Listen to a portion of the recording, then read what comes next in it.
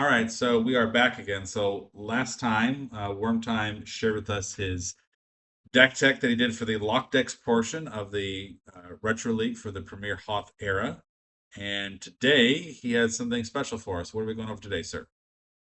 Yeah, so last time we did my dark side deck for the lock deck format for round 5. This will be my light side deck, which I played in round 6 of the Premiere-Hoth. And I also played this deck in round 1. This was my opening game, um, uh, opening deck that I played in game 1. It did very, very well. My opponent wasn't really ready for my space package or my space drains, weren't able to cancel EBO, and, honestly won the game pretty quickly. Um, Now in the second light side game, I had pivoted, and I went to some of the Revolution themed decks that we were talking about. I started Obi-Wan's Hut, and I thought that I could get a jump on my opponent, Revolution their sights, lock them out of the game. None of that happened. I got a terrible opening draw. They started scanning crewing me immediately. Was never able to get my deck going, so I got wrecked. Never even had a chance in the game, and um, honestly, losing in that way where I didn't have a chance. There was no point in the game where I ever had any semblance of an advantage. Maybe I could have done some things differently, but certainly wasn't going to turn the tide in the game. And I barely did any damage. I did like 2 damage the whole game. It was atrocious. So it was a terrible performance by me, and I really was upset with myself for uh, going away from this concept because as we talked about in the last video, one of the prevailing strategies for Darkseid in this format is Scanning Crew. It's probably the most powerful card. It might even be more powerful than Vader. And the way that I built this Echo Base Operations deck is that I don't care if you have Scanning Crew. You could Scanning Crew me every turn. It is not going to change my game. Go right ahead. And I do not need Obi-Wan on the table to win. I do not need Luke Skywalker on the table to win. I do not need Han Solo on the table to win. So bring it on is kind of what I say. And as I went into these final battles, I was a little concerned because the top players really know how to handle echo base operations well. They know how to cancel it quickly. So it was big. It was a big detriment there, but I could not have another light side game where I didn't have a chance. I couldn't have another game where I just sat there and just auto lost as I did in round 4. And I wasn't going to let that happen. So I said, you know what? I'll take my chances with EBO, and I'll have my chances to throw some punches. Now pairings come out, and I'm paired up against Timo Dusel, otherwise known as Dylan, who is a tremendous player. He won the Hoth League 2 years ago. Incredibly experienced, very talented. And I caught his first dark side game that he played. It was against one of the Chews. One of the Chews was using Echo Base operations, and Dylan ran him over. Okay. Dylan just came down. There was an early battle at Kashyyyk where Gold Leader and Gold One thought that he was taking advantage of a tie with a pilot who didn't have battle destiny. And something happened, whether it was a Talon roll, whether it was Black 4 deploying as a react, it wasn't good. And Lightside got lost that ship, lost the drains at Kashyyyk anyway, had some more ships, get taken down trying to stop this drain at Kashyyyk. And by the time Echo Base operations hit the table, if it ever did, like it they didn't have enough ships to really do anything with it. And so that game ended quickly, and I was pretty nervous. I was like, man, I got a tough opponent, and they got a deck that I know can beat EBO because it's already beaten Echo Base operations. So I had my work cut out for me, and seeing that first game um, made me learn some lessons about how to handle the deck that Dylan was most likely playing. And I'll take a look at the deck, and then I think that we have the game versus Dylan on tap that we could go over as well. Absolutely. Yeah, let's go take a look at this game, and then we can go over a deck tech for your light side game. Okay, so this is the deck that you ended up using for your lock decks portion. Um, So you didn't necessarily know you're going to fight Dylan. It could have been Dylan or someone else, but like you said, you didn't want to get, you didn't want to have zero chance. So kind of like walk us through like your choices here. You talked about like you weren't afraid of scanning crew, for instance. Yeah, so this light side deck, there's a couple different ways to play echo base operations in this format. The first way is the way that the Chews were playing it, and it revolves around how did we get into this mess. And it's a great way to play echo base operations because you start the war room, you get R2D2 to the war room, and then from there you use how did we get into this mess to draw your sites, and find your echo base operations. And if everything goes well, you could conceivably have echo base operations down by turn 3 and be ready to roll if it goes well. Now, the downside to that card is that how do we get into this mess is not immune to sense. And so my fear was that if Darkseid can get a character down early, especially a Darth Vader, that if I play this, how did we get into this mess? Then it becomes the same situation that I experienced where I get locked out of the game. And I'm only activating 3 force because I don't have that many locations. And I didn't want that. So the way I built my Echo Base Operations deck is that I just packed it with locations. And the last deck tech, we said I had like 14 locations. You see here, I have even more. 17. Yeah, 17 total. 17 locations, okay? And I've preached about it on all my streams. I keep saying people don't know how many locations they actually need. But again, I need my locations on the table. I'm going to lose if I lose the activation war early. And I wanted to make sure that I had enough locations to where I was almost always going to draw 1 or 2 in my opening hand. And so the game plan is you get your locations, you get echo base operations, and if you look at my characters, I have a lot of cheap deploy aliens. I've got 2 Tals. I used to have 3 in there. I got Cal Falcondros, who most times people see in space, but often ends up in echo base for me because she deploys for 0. I got Woizalia, who deploys for 1 and is Destiny 5. I've got Wedge, who deploys for 2. And my star of the show, Lisa Berlin, I really love getting her down. I'd like to play 2 of her, but space is tough. You try to fit everything in, but she's really great back there because she's kind of like an extra force drain of 1 if you can get her rolling. So, those are my key characters. And if you notice, I have a lot of ships. A lot of ships. I have 1, 2, 3, 4, 5, 6, 7, 8, 9, 10, 11, 12, 13, 14, 15 ships. Okay. So I don't necessarily need characters on my ships. I do have some rebels. I've got Han Solo, I've got Jaro and Webb, I've got Luke, I've got Obi-Wan, I've got Torin Farr who deploys cheap, and I got Wedge. And they're all pilots except for Obi-Wan, and they're all relatively cheap to deploy. And if I can get them down, great. They're great people to have, they're great characters. And if my opponent is playing scanning crew, it forces them to continue to use the scanning crew. They don't know that I only have 1 Obi-Wan. They don't know I only have 1 Luke. And they're going to start playing scanning crew every turn to make sure they keep those out of my hand. Every time they play a scanning crew, that's 1 force that they're spending that they're not spending elsewhere. So I like having a few rebels in there as a scanning crew bait. I don't expect them to get out if my opponent's going to play a hardcore scanning crew deck, but I don't need them to get out. I just need them to be present, to occupy their mind, to be thinking about it, and to again threaten them if they want to come down with 1 character. They always have to know that I might have an Obi-Wan hiding in there. So um, you'll also notice, very, very important thing about this deck, we've got 3 Echo Base operations. We've got 2 grappling hooks. We've got 2 ice storms. We've got 3 undercovers, and we've got 2 Hujiks. And all of those have something in common. What is it, Bill?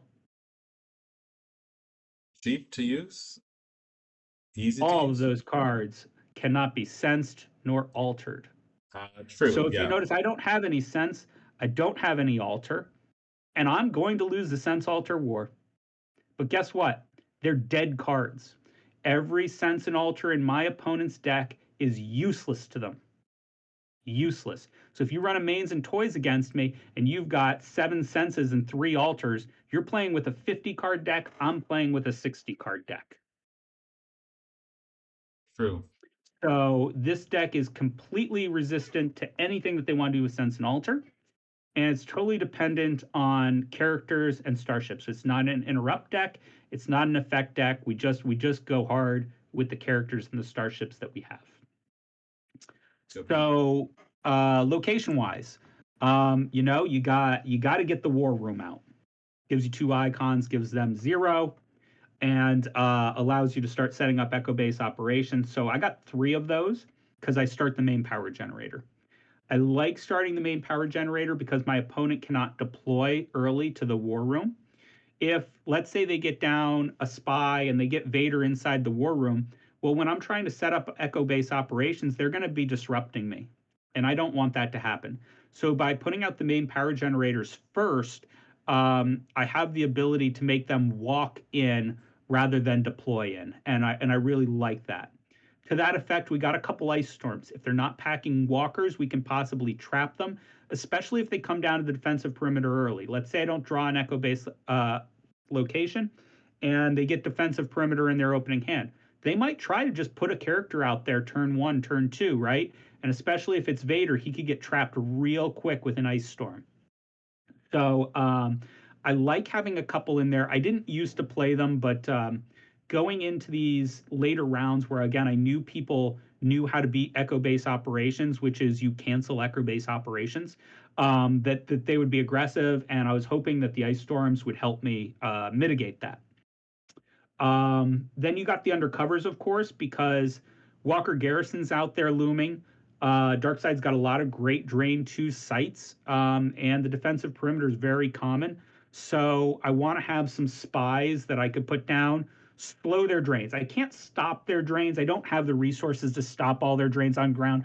But if I can slow them down, if I can stop one of their drains and I'm only losing 2 instead of 4, that's a big win. And it gives them something to think about. So got some undercovers in there. And of course, we got Hujix because listen, we're gonna play a style of EBO here where we're gonna spread thin. We want to get EBO down on the table, and we want to get out to as many systems as possible. The dark side is got some really great cards in space, but they have limitations. So the Star Destroyers are expensive, so it's hard to get a lot of them down. The ties are cheap, but the ties have no hyperdrive, so they get stuck at a system. They can't go off on their own. So if you can spread quickly with EBO, you can very quickly put the dark side in a position where they can't stop your drains for say like 2 or 3 turns while they get either enough force or get the Star Destroyers to move the ties to the right systems. And by that, you're already draining 7, 8 a turn, and they can only stand maybe 2 turns of that before the situation's going to reach a critical point. So the idea is that we're going to have a lot of cheap deploy ships. We're going to get them out quickly, and we're going to spread them thin.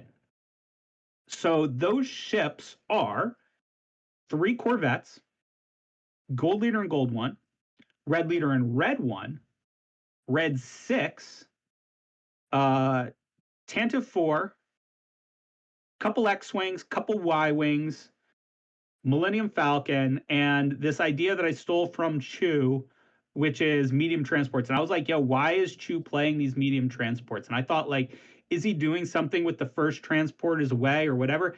And then it hit me. One of the weaknesses that I had in this deck was that it was very weak to Talon Roll. And you can Talon Roll my Starfighters and just get rid of them very quickly.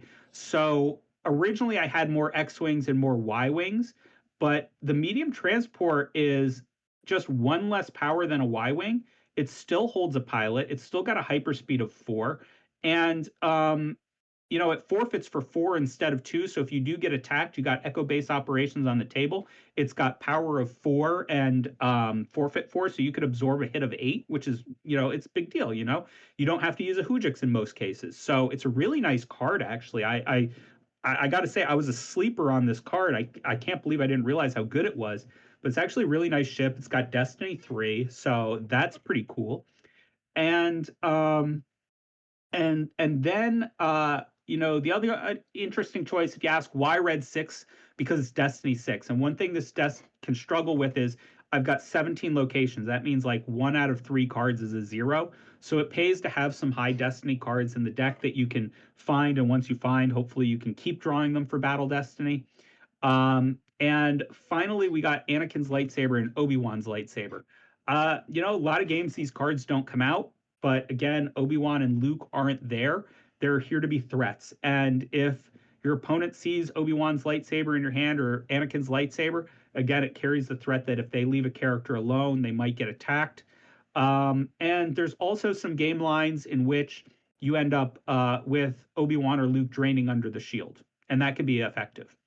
Finally, if Vader attacks you underneath the shield and Vader walks in, he can't Ellis Hell Rot. So let's say he makes it all the way to the Echo docking bay, or even better, like the Echo corridor. It's going to take him like 4 or 5 turns to get back out from under the shield. So if your opponent's playing Mos Eisley or something, you can drop Obi-Wan with a saber there, drain for 3, and Darth Vader can't come hurt you.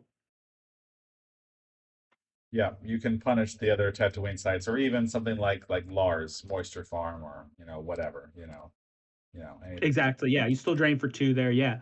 Yeah. So it's a very out of the ordinary deck. It's not built on the typical cards. And honestly, if you're like Matt, what card did you get rid of out of here? Probably the Millennium Falcon of all things. Like I love the Falcon, but I just never see it being used in games for me. I rely on my capital ships much more often.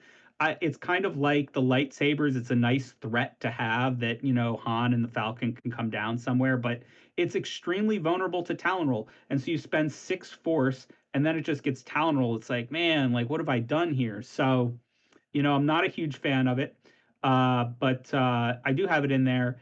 And there's one other card we need to talk about, and that is this droid up at the top right. It's a Bantha droid. And so this thing is kind of cool in that it cancels lateral damage if it's at a docking bay.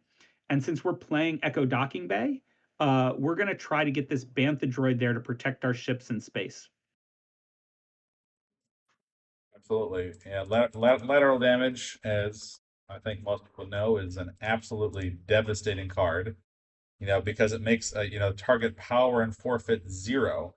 So, like for instance, you get a lateral damage on a 10 to 4 where, yeah, so that forfeit 8 is a forfeit 0, that forfeit 5 is that power 5 is now power 0. So yes, Yeah. this could really kill you and give you overflow, potentially.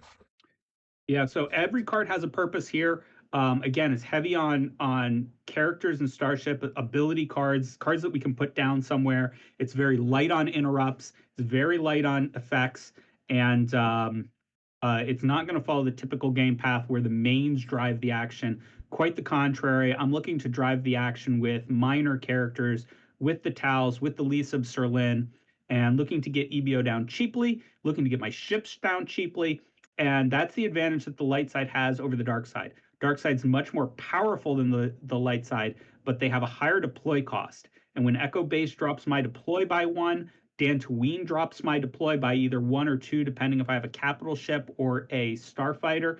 I can get my ships down very cheap. Great. So I just might have a couple questions on choices here. So obviously the Bantha droid, makes sense. It doesn't have ability to satisfy Echo Base operations, but once you're in the air, if you are facing kind of a space deck, a lot of space decks will have lateral damage, and if you can get this card out, it's protection. Makes perfect sense. You aren't using How to Begin This Mess, and so obviously R2D2 is a 2 or a 5. You can benefit from like activating extra force or drawing cards. I think it used to have like Figrin Dan in kind of this version of the deck. Certainly the Chew version does have Figrin Dan. There are other spies you could use, right? So like there is Not many. Yeah, go ahead. And that's the problem. That's why R2 is there. So if you look at light side spies, and note that the Rebel commander is not a spy. Yes, correct. Light side has 6 spies, and 4 of those are rebels. Yeah. And so if I'm getting scanning crewed, right, I'm not going to have Jerome Webb in my hand. I'm not going to have Commander Van Willard. I'm not going to have Leah Organa because they're going to get removed. Okay. Okay. But R2D2 is a spy. and he's a droid, so he's immune to scanning crew. Mamwane Dawn is a spy, and he's immune to scanning crew. And my third spy is Jerome Webb, who is also a pilot, so that he has, kind of like, again, this dual ability in that I can use him in two different spots. Right. So R2D2 is not there to draw destiny. He's often not at a scomp link. Usually he's at like the third marker, just, again, doing the Lord's work, preventing a drain for me. He's easy to trample, unfortunately, which kind of sucks. A case can be made for droid shutdown, I think it is for the light side. It might be O switch off. I can't remember which one the light side has. Yeah, let me find the name. Uh, I think it's Shutdown. No, it's yeah, there it is. Droid Shutdown. Yeah, which is a nice card. It's Destiny 6, but the problem is it gets sensed. And I have no sense alters. I can't stop them from sensing it. So it's like, why add it in when they're just going to sense it anyway? It's just a Sure, lost card. It's sure. not going to get through. They're going to trample me anyway. And then I lose an extra card in the process. So that's no good. So if you trample R2D2, so be it. The way I usually set it up, I try to put Mamwa Dawn in the spot that is trampleable because he's got an ability 3, and then R2 is going to get trampled anyway. So I just put him where the lightsaber is typically, because the lightsaber is going to hit anyway, you know? So I can dodge the trample possibly with Momoa. It's like an extra, 0.5% to your win chances or something like that. I don't know. Yeah. But yeah, so R2 is just there to be a spy. That's it. That's his sole purpose. You could throw him on a ship if you need, like in an emergency, like you need some forfeit or, because he adds some power as well. But that's not what I'm using him for. He's just a spy. Makes sense. Yeah, and I think Now, yeah, go ahead. you wanted to ask about Figrin Dan too? Yeah, I mean, yeah, you used to have Figure and Dan, you got rid of him. He only cost two. His destiny's not Yeah. great. He does Ha- combo with R2 if R2's at a conflict. So yeah, why'd you get rid of him ultimately? Have you seen how many locations I have? I used to run Figrin Dan. You know how many? I used to lose so many gambles, and my Okay. opponent would just be sitting there retrieving. I'm like, man, this is dumb. Like Yeah, okay. Destiny Zero, Destiny Zero, Destiny Zero. So I just dropped him because his text is kind of irrelevant to me. Otherwise, he fits the deck perfectly. He's an alien. He deploys cheap, but his text is useless. So I'd rather have a Tals who deploys for one than one higher Destiny. Okay. Yeah. And so obviously, about alternate cards. Yeah. So the Tal's actually, Tal's is nice. It's deploy one, forfeit four. If you happen to have two cards, you could forfeit and place. Doesn't happen super often. It's possible. There is another card, where, we talked about this the other day. So do you think in hindsight you might use a Sorin and simply because of its ability to get rid of restraining bolts? And a restraining bolt is probably the one weakness you have of kind of your Bantha droid, because they could Yeah, and it's cancel. happened. Yeah. Yeah, he's got the Bantha droid has gotten hit with the restraining bolt before. And yes, in hindsight, I would take out a Tals and add a Sauron. And that makes you a little less susceptible to Monarch as well, which is nice. Then you only have one of each. Originally, I was just looking for cheap deploy. That's why the Tiles came in there as they deploy for one. And I was just like, how can I get down cheaply? How can I get down fast? But the Sauron only costs one more, so it's worth it. Okay. Um, and you would never do like two Saurons, and get rid of the Talos completely, or you think that one kind of deploy kind of makes it worth it, and if you had two of these, you just kind of, risk yourself getting Monarch. Of course, Monarch is a risk in this deck. You do have a lot of doubles, obviously, by necessity. You have like all the unique kind of ships that have permanent pilots that you can. So you have to diversify, and if you don't have copies of enough of your, hot sites, you risk just losing them. Yeah, yeah, Monarch's definitely a threat. You try your best to lose your doubles to drains. I actually prefer it when my opponent's draining me for one or two early in the game. It allows me to chuck the doubles in my hand, especially if I get two Echo Base or operations in hand. Man, I gotta get one of those out to force loss. Um, but you know, uh, you definitely want to diversify. And I also just like the Tal's text. There's emergency situations where you might need to restore a hit character back to health. So it has that nice little extra ability in a pinch. Cool. All right. Well, let's take a look at your game. All right. So the start of the game against Dylan. Yeah, so Dylan starts out with the ice planes, which is always tough for me because it locks me into two force early on. I don't get to deploy the fourth ridge, which gives me an extra icon. So I'm stuck activating two, and my opening hand's not really ideal. I only drew one of my 16 extra locations. Really unfortunate. Thankfully, I do have one here. It's a good location. It's Dantooine. So we'll get that out first turn and just kind of see what happens. I was very nervous that my opponent Dylan was going to get an Kashyyyk out early. Seems to be the style he likes to play this deck in. And when he just drew up first turn, I was like, oh, I got a couple turns that I could live. But no, he did draw into it first turn, and I saw this exact play in the Johnny Chu game. Well, I'm sorry, Benji Chu, I think it was. And he comes down with black three and Commander Praji there. And he just like, oh, come at me. Like, look at this lonely little tie here, power three, and doesn't draw destiny. And look, even if you didn't see the game with the Chu, right? Dylan's an incredibly good player. Why is an incredibly good player putting out something that can get just beat down out there, right? He's not stupid, okay? So first of all, I only have 4 force right now, but he's got a backup plan. What is that backup plan? I don't know. Is it Talon Roll? It might be. Is it Black 4 with another pilot? It might be. Is it going to be that he has a barrier in hand, and once I have enough force that I could hurt him, he's going to barrier my ship and counterattack? It might be, because I don't have answers for any of those really. So I need to be careful here. And in that game, like I said, turn two or turn three, Benji Chu came at black three with gold leader and gold one. It's kind of funny because you see red leader and red one in my hand. I have the opportunity to do basically the same thing.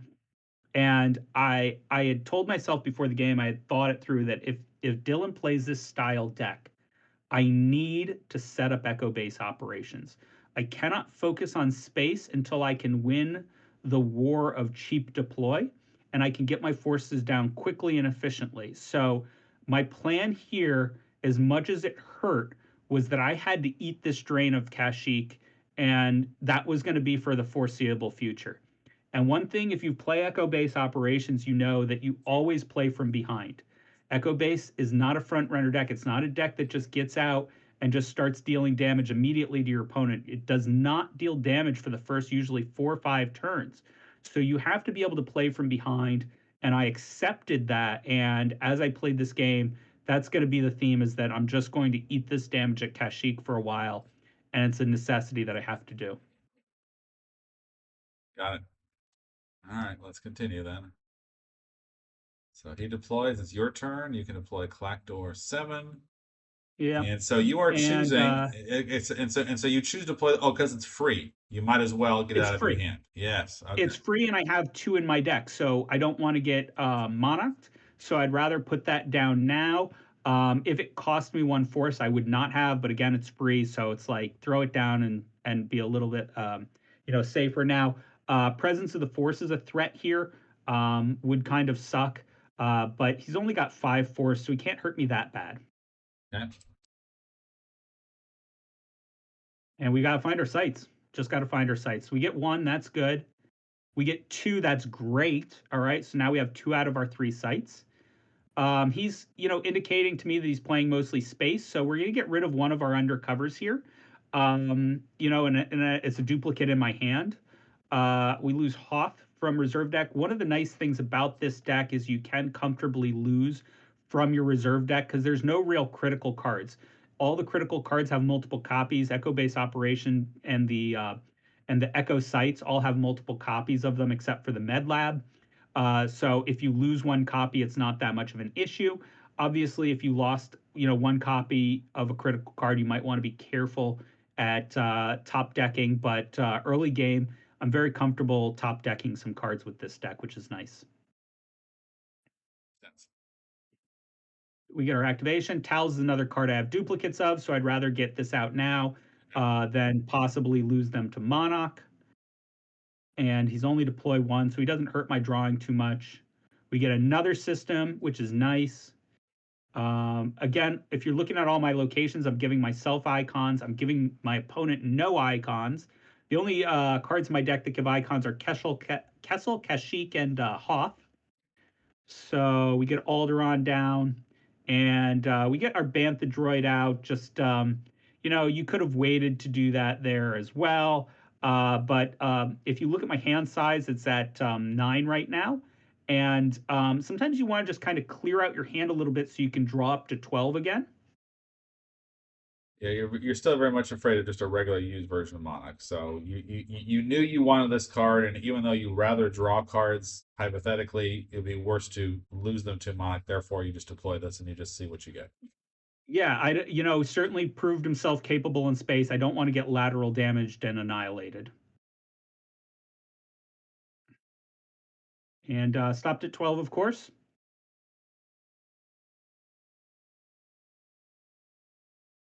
Okay, eating another drain. What did I lose there before the docking bay? Before the docking bay, you lost a Han Solo. Yeah, Han Solo. Okay, yep. So that worked out well because I had chucked the Millennium Falcon earlier to the drain. true. So you're going to deploy the Kessel because you want to drain. So you're giving him 2 more force, but you're like, it doesn't matter. You got to do it. I again, I'm clearing out space in my hand so that I can draw more cards and get Echo Base Operations. Like if I draw Echo Base Operations on my 15th card and then he Monarchs used me and it gets sent to my used pile, it doesn't help me at all. So I'm deploying cards here specifically so that I could draw more and stay under 12. Makes sense? So you're deploying the medium transport so you can get the double out of your hand, and then you're. I thought that was interesting when I watched this live. Like you preliminarily, deployed R2D2, but from the standpoint of you don't want to be over 12, you're getting this out of your hand so you can draw to up to 12 safely. Exactly, and it's in a useful location. So later in the game, if my opponent or moves Blizzard Scout 1 to the defensive perimeter, he doesn't have the trample yet. Well, I'm blocking his drain for a little while, and like you said, now I could draw 4 more cards here and try to get that Echo Base Operations into my hand. I need another location too. True. And So you there's the get it. location, my girl Lisa, and there's EBO. And again, if you draw more cards here, you are a dummy. Okay, you have to stop at 12. You have the cards you need to get Echo Base. That's your goal. It's like turn 6. It's not too bad here, and we want to get that out. And we got a lot of ships. We got a lot of system. It's time to spread and drain. So here we activate 11, and we're going to get Lisa down and Torn Far. That's 5. And we got 6. How much force do I have left after this? Can you You tell me? have It's a little blurry. at the moment you have 11 force. All right. Yeah. So we got 11 force here, and this was an important part of the game. Um, we've got drains of 2 happening at both Alderaan and Kashyyyk. And unlike the Scanning Crew game, we don't know what's in our opponent's hand. He could have another Victory class Star Destroyer. He could have Devastator. He could have a lot of things here. Okay. Yeah. But those are expensive cards. And this Victory class Star Destroyer is at Parsec 2. That's a problem for him. Kessel's a Parsec 8. I think it was foolish for him to go to Alderaan there because of that. And Kessel's a long way away. So I said, I'm going to challenge him to come up with a response at Kessel without that Victory class Star Destroyer at Alderaan. It's going to be expensive.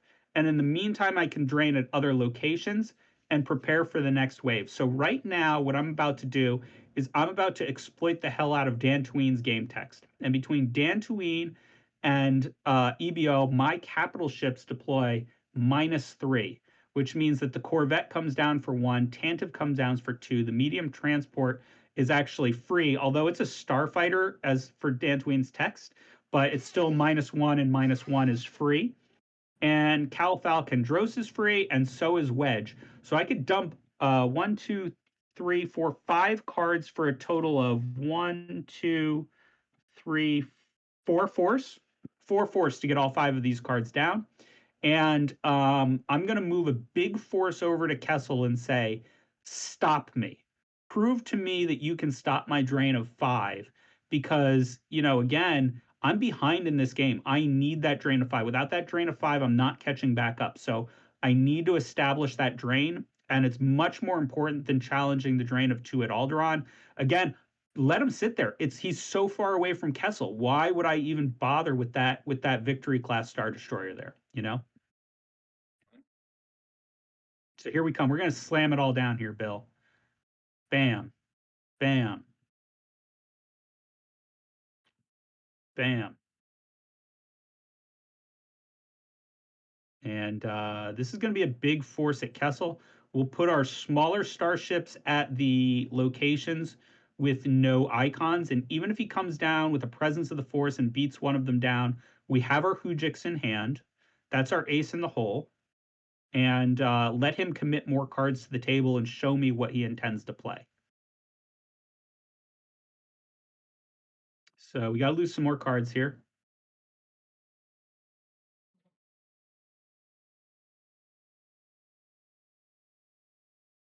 And now we got Vader coming down.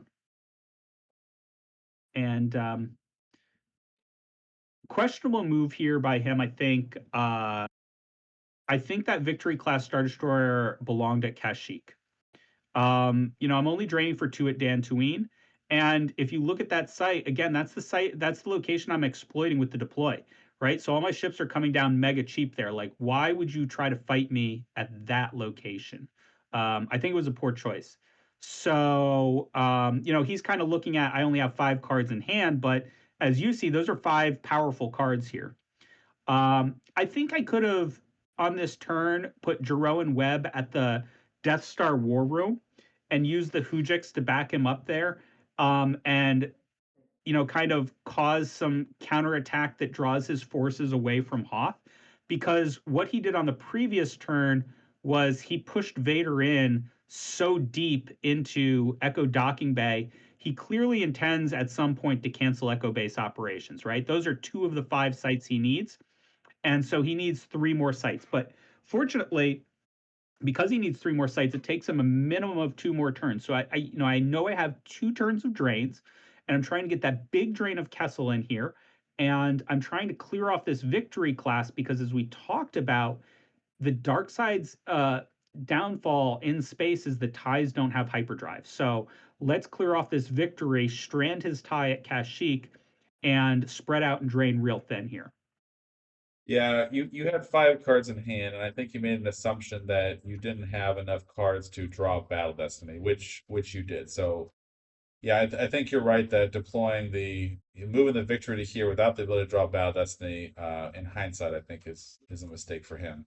And it's weird. You're right, and he doesn't want to deploy too much to space because he can't. If he deploys too much to space, then he can't deploy the ground here. So I think this was not great in his favor. Yeah, so we're coming down hard, and I'm bringing everything I have at Dantooine. We're trying to cause overflow here. And I think that was your intention. You were trying to do overflow, but maybe in hindsight, yeah, maybe Jeremy Rev could have done 2 overflow here, or just drain for 2 across a few more turns, maybe. Yeah. So Yeah, get a lousy Battle Destiny, but still 20 to 9, going to cause a little overflow here. And now we have the ability to spread out. Now, you'll notice that I don't go to Kashyyyk here. And again, I don't know what his tactics are at Kashyyyk, but he's been confident all game with that tie there. And I'm not looking to challenge it until I'm ready. And when I do challenge it, I want the challenge to be mostly capital ships. So, he's getting his drains in, and, here he comes down with Labria, with Officer Evacs, and with DS-61-2. And he's got 5 characters there, okay? So he has told me that he's canceling EBO. And he says, what are you going to do about it? And as you see, I have 1 card in hand. There's nothing I'm doing about it. He's canceling EBO. So I know I have this turn to drain, and that my drains are getting turned off. So we have to plan around that contingency. So, what do I have left? You take a stock, and you may want to pause the game here and ask yourself, like how do you win this? Because clearly you're behind in life force. He's got Darth Vader threatening a drain of 2. He's got this Blizzard Scout Walker draining for 1. He's about to turn off your Echo Base operations, and you still haven't found a solution for Kashyyyk yet. And worst of all, we have no cards in our hand here. We've got a Hujix, and that's it. So he knows that I only can do, one card with ability at max coming down here. And so when he signaled he's turning off EBO, um, there's only one option left. I have to overflow him somewhere. Okay. Where can I overflow him? I can either overflow him at Clackdoor, and I can overflow him at Kashyyyk, or I guess maybe on the ground somewhere. But who doesn't have a hyperdrive? Who can't run? If I attack the victory can run away. So I have to attack this tie, and I have to attack it absolutely relentlessly. And I need to cause as much overflow as possible and hopefully get the game into a situation where my drain at Kessel and my drain of Kashyyyk can overcome the life force differential that I'm facing right here. So we go completely all in on this attack, and we move everything over to Kashyyyk except for one medium transport that's going to Kessel. And I'm basically saying, like, I dare you to come to Kessel, because then you're leaving Kashyyyk open for the beatdown. So if you want to win Kessel, you can win Kessel. You can win that drain of 1 for yourself. My win is solely on battle damage here. So he chucked 1 Talon roll earlier in the game. I knew that I was probably losing a ship here, but my idea is just to overwhelm him. Just keep piling on the ships. He only had 4 cards in hand. Now he's only got 2, and I'm bringing everything over that I can. Every ounce of power that I have in space needs to converge on Kashyyyk here, and we need to try to overflow him.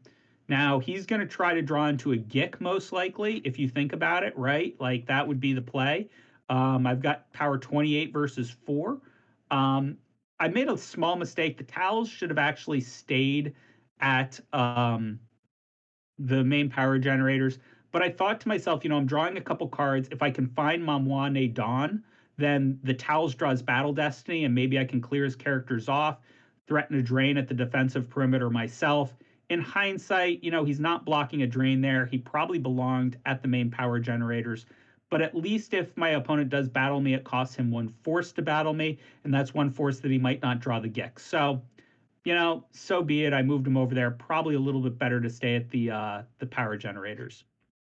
And meanwhile, Torrenfar is going to block that drain from Blizzard Scout 1, because I don't know how much life force I have. It looks pretty low, like 15 or something. 15. Yep. 15. Yeah. So, I can't keep losing to drains. So he will drain you for 1, and then he'll drain you for 2 more. I probably should have chucked the EBO here, but it's hard to let go. Yeah. Yeah, it's just like there really wasn't a play where that I was going to occupy the sites again, once he canceled it. So I probably should have thrown it away, but whatever.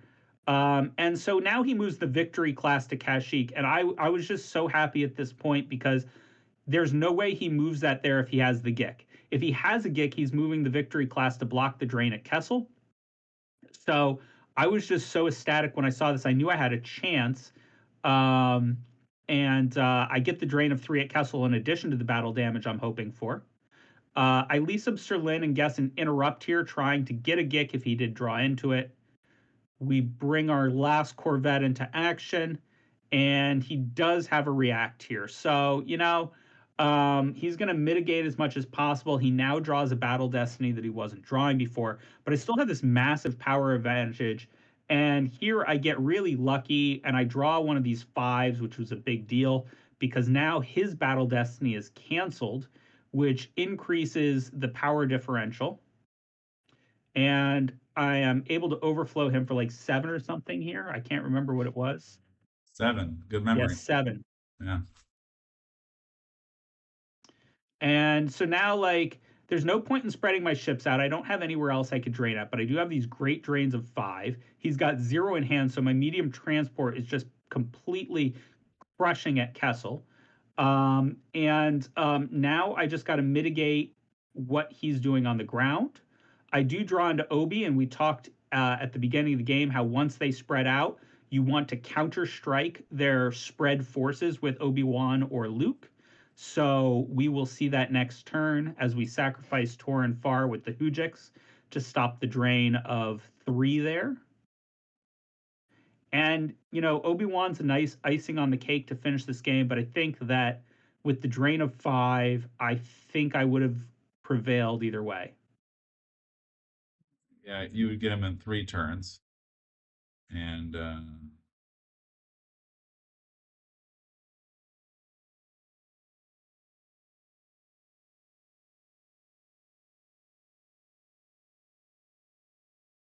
So big drain of 5 here.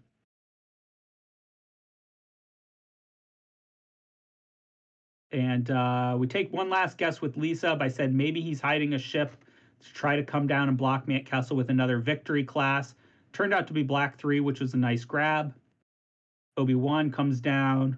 We overflow DS61-2, and we get a nice victory to finish the tournament 5-1. So I was very, very happy with the result of this game. It was an extremely exciting game. It was nerve-wracking. When he went to cancel EBO, I knew what I had to do. And I was very fortunate that there was no Gick and that I was able to finish him off at Kashyyyk. no, it was beautiful to watch in person because as you said earlier, you kind of started from uphill battle, and traditionally one way that EBO gets in trouble is because it loses key cards early. So you got by the skin of your teeth, all the locations you needed and echo base operations and enough people to deploy, and you're able to make it work. And so not every game is so lucky, but you did it, and it was really awesome. It was a successful punishment and execution, and a lot of EBOs like to kind of have Obi-Wan or Luke in kind of their back pocket, and you're able to draw them just at the very end and use them. So it was awesome. Yeah, and I think, if you're an aspiring Echo Base Operations player, it's important to remember that you really don't want Obi-Wan sitting there at the war room doing nothing. Fight that urge to put him out early. He's a vulnerable character in this deck. It's not like the Obi-Wan Kenobis with the Tatooine utility belt and lightsaber proficiency and a lightsaber. That's not the type of Obi-Wan this deck, brings to the table. And so he's a surgical strike towards the end of the game. You want to save him for that. They do have to spread to cancel your Echo Base operations, and that's his role. His role is to cause trouble once that occurs. He is not supposed to go down prior to that. And again, this deck is built to run off those low deploy characters, off those aliens, off those starships. And yeah, Obi-Wan did the final blow, but I did not put a main character down this entire game, Bill, until the final turn. Not a single main. Han didn't hit the table. Luke Sure. didn't hit the table. Leia didn't hit the table. Hell, Chewbacca didn't hit the table. He's not even in the deck. Neither's Leia, for that Yeah, matter. yeah. It only carries Han, Luke, and Obi-Wan, and only one copy of each. So, it's a deck that kind of, this format, mains based for both sides. You see a lot of it. This deck is not that deck, and it's off the beaten path. People, again, I think. Handle it fairly poorly. I also think it's important for those aspiring Echo Base Operations players to understand that you need to draw out your enemy forces. It's okay to leave a ship by itself. Remember, it's power +3 with Echo Base Operations on the table. You need to get them to deploy their forces, and you can, counterattack their forces once that happens. But if you build up your forces ahead of time, it's easy for them to kind of dodge you and avoid you and things like that. Kessel's the only system where you can really cause a sense of urgency. You can get a drain of 5 there. But everywhere else, it's a drain of 3, it's a drain of 2. It doesn't cause tremendous urgency. But if you can stack up on Kessel or the Death Star, obviously those systems matter. But yeah, you want to hold back. And you see how when I emptied my hand, he felt confident coming to Dantooine, That's when you execute the counter beat down.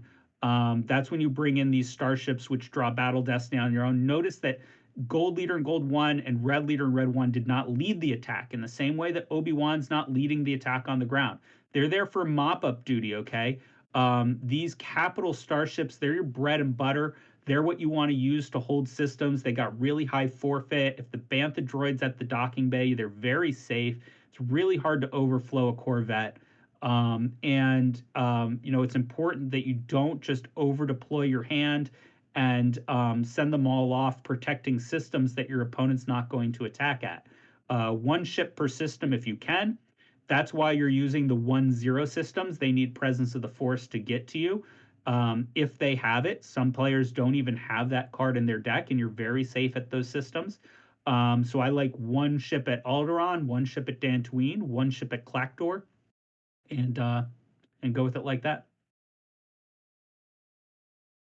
Excellent advice. Very true. I guess I'm just wondering, Kessel is really important. This particular game, Dantooine really served you. Do you think it'd be ever be reasonable to have two Dantooines, or do you think it's useful, but Oh, it's it definitely is. You yes. could definitely play two Dantooines. It makes you a little more susceptible to Monarch, which is one of the reasons that I don't I try to keep like one of each system. But yeah, you could definitely run Dantooine times two because it's extremely powerful. And if you're trying to get ships out before Echo Base operations is on the table, it really helps you out as well. So I think it's probably the best non-Kessel light side location. And if there was a system to double up on, that's the one. Awesome. Cool.